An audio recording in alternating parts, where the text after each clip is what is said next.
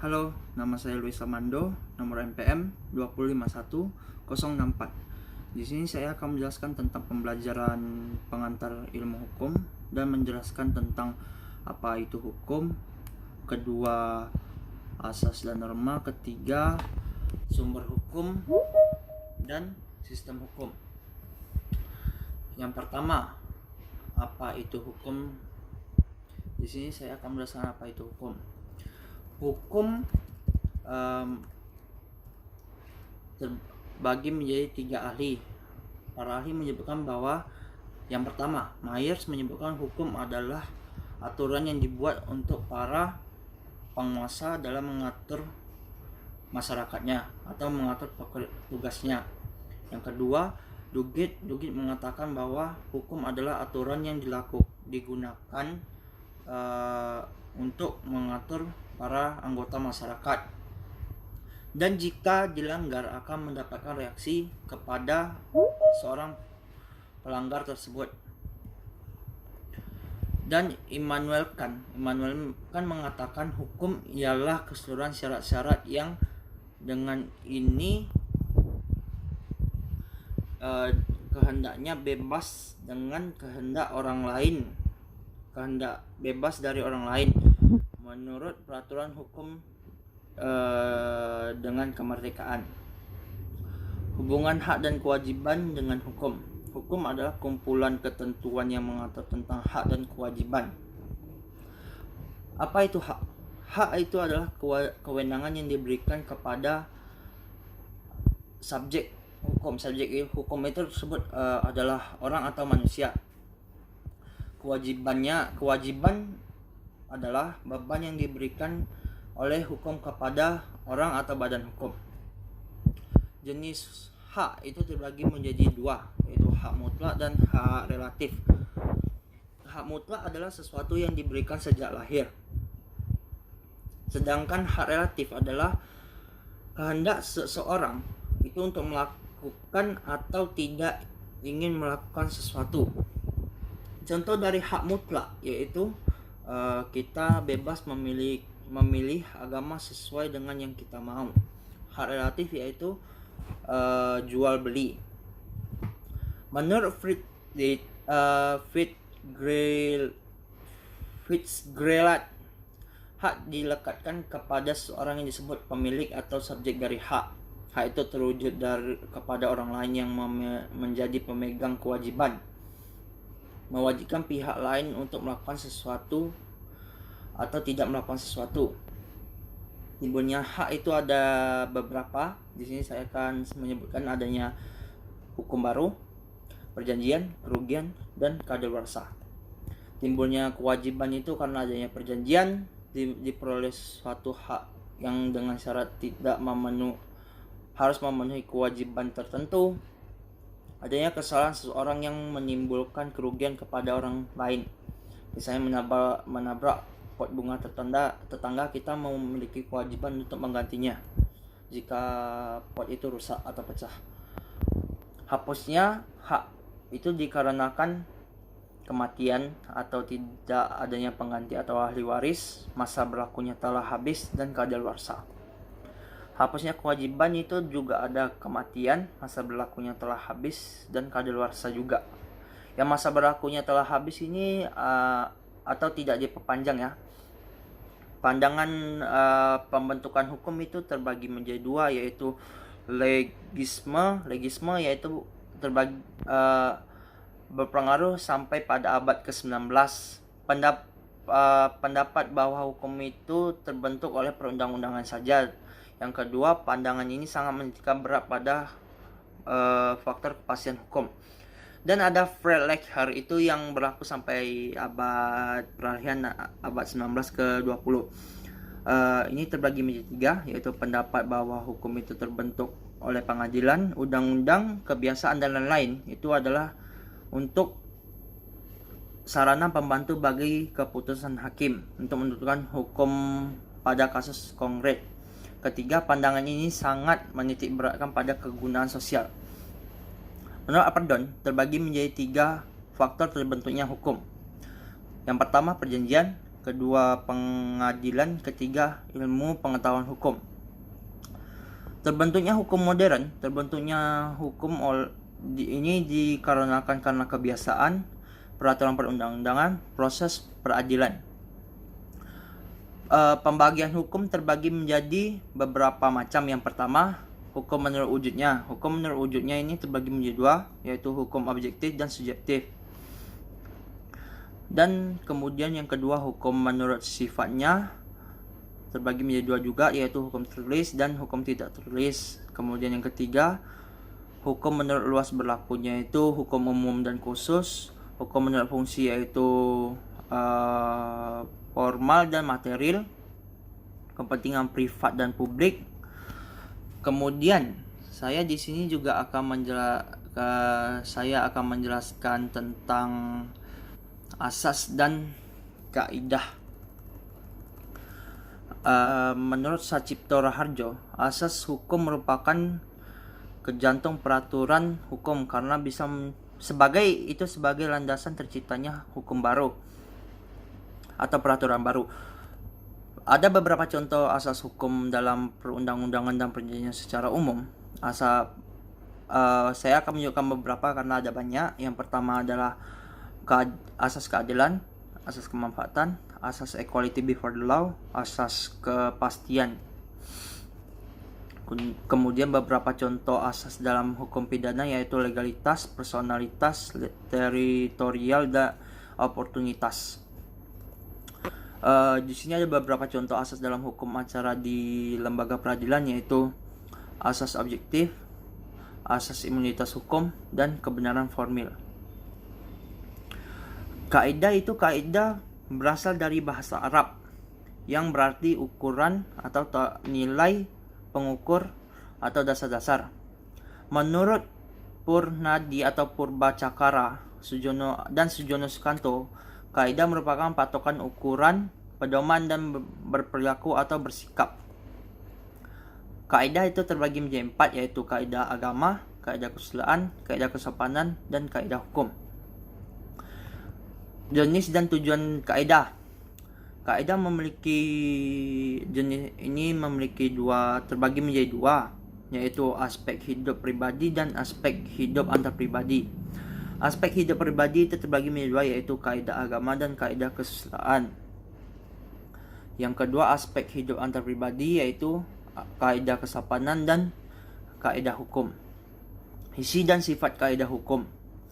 Kaidah hukum terbagi menjadi dua, yaitu isi kaidah hukum dan sifat kaidah hukum. Isi kaidah hukum yaitu adalah suruhan, larangan, dan kebolehan. Sedangkan dalam sifat kaidah hukum itu membatasi dan mengatur. Tugas dan tujuan kaidah ini mencakup kebaikan, kebenaran, keindahan, keseimbangan, ketepatan, kebahagiaan, keadilan, kepastian hukum, dan kemanfaatan. Kaidah hukum, penyimpangannya itu pelampauan kekuasaan, penyalahgunaan kekuasaan, perebutan melawan hukum, dan atau tindak pidana. Ada pengecualinya juga. Pertama, pembenaran, keadaan darurat, pemerintah, undang-undang, bebas bersalah, berat lawan. Pernyataan kaidah hukum. Pernyataan kaidah hukum ini terbagi menjadi dua, yaitu berlaku umum dan berlaku individu. Berlaku umum yaitu peraturan perundang-undangan, sedangkan berlaku individu yaitu perjanjian. Keberlakuan kaidah hukum. Kaidah hukum memiliki dua sasaran dan landasan. Sasarannya yaitu wilayah, pribadi, waktu, dan hal ikhwal. Landasan yuridis, sosiologis, dan filosofis. Proses sesuai prosedur, sesuai dengan yang lebih tinggi, sesuai dengan kemudian sosiologis diakui masyarakat dapat dipaksakan. Filosofis sesuai dengan cita-cita atau nilai yang hidup dalam masyarakat.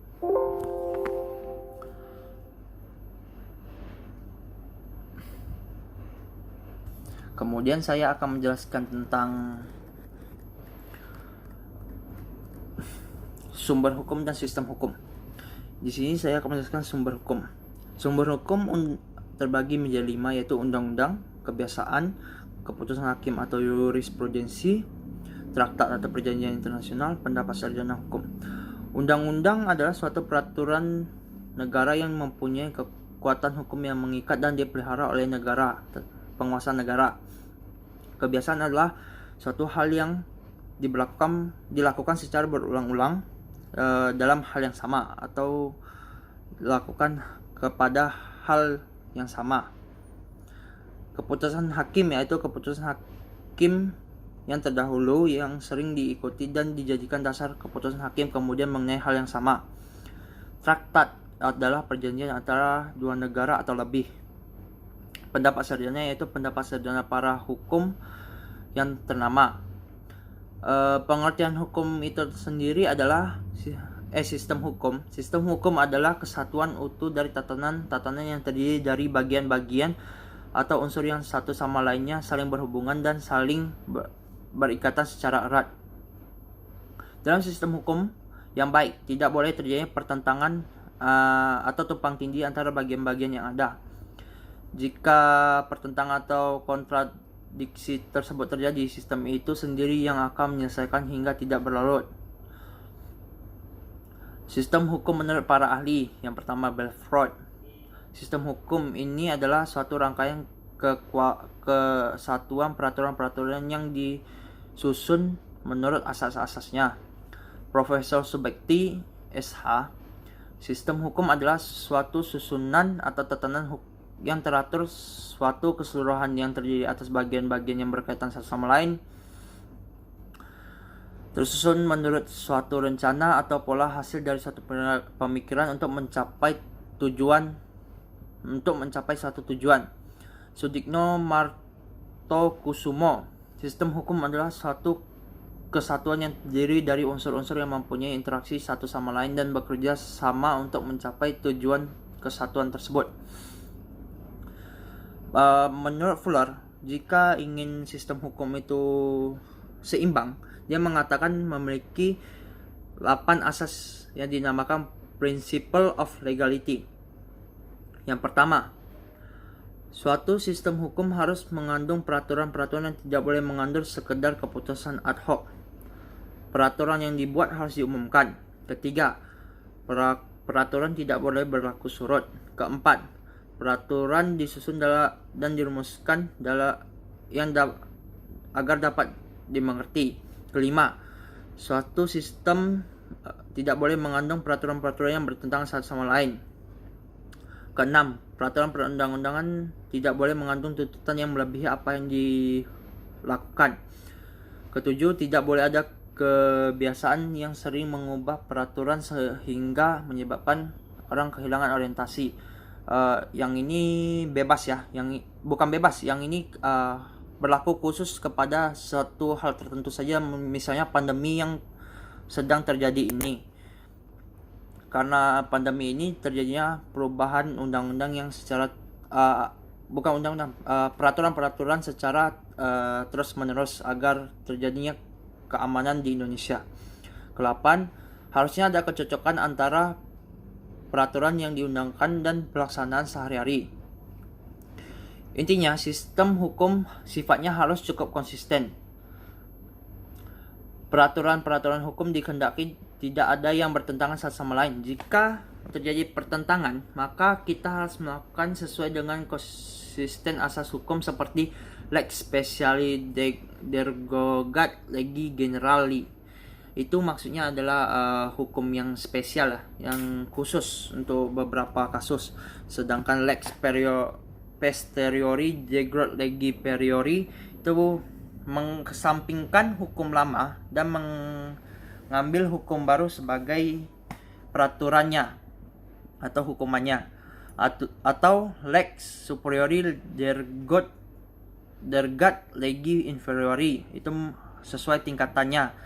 Misalnya kita ambil hukum dari daerah, itu ada juga hukum dari undang-undang untuk menyelesaikan undang-undang 1945.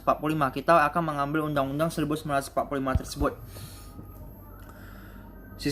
Bentuk sistem hukum terbagi menjadi 4, yaitu hukum Eropa kontinental, hukum Anglo-Saxon dan hukum adat dan hukum Islam. Sistem Eropa kontinental itu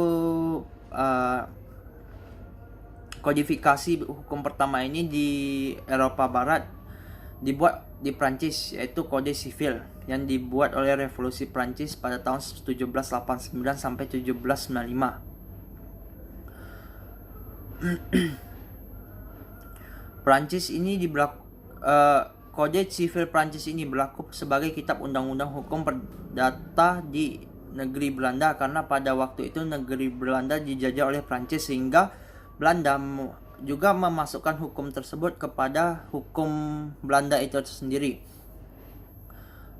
Dan ada hukum Anglo-Saxon.